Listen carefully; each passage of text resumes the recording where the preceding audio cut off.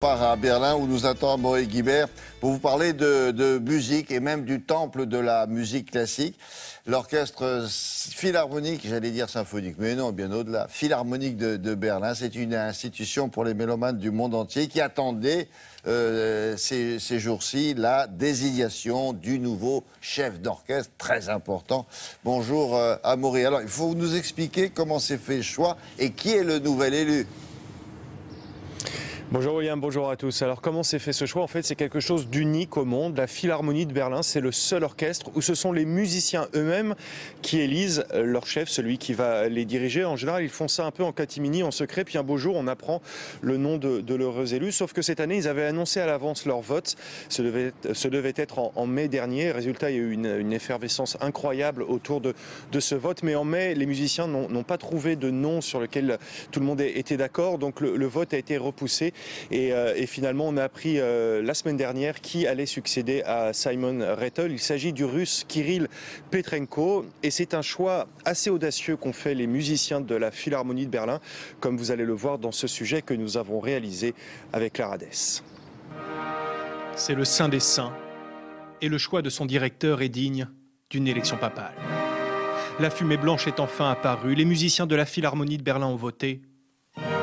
Et l'élu s'appelle Kirill Petrenko. À 43 ans, le chef russe accède au poste le plus prestigieux, un cadeau qui ne se refuse pas. Quand je l'ai appelé et que je lui ai annoncé la nouvelle, il m'a répondu mot pour mot « Je prends l'orchestre dans mes bras ». Kirill Petrenko est déjà venu se produire à la Philharmonie, comme ici en 2012, pour le poème de l'extase de Scriabine.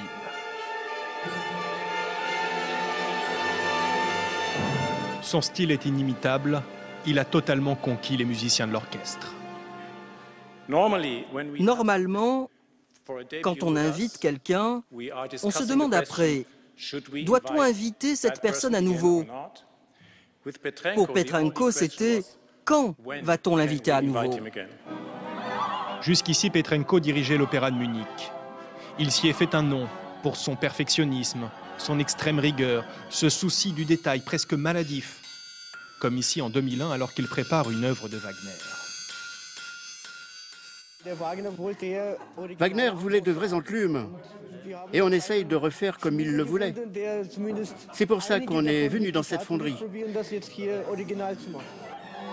Herbert von Karajan, Claudio Abbado et dernièrement Simon Rattle, les prédécesseurs de Kirill Petrenko sont illustres. Mais il ne manque certainement pas de fougue pour laisser lui aussi son empreinte.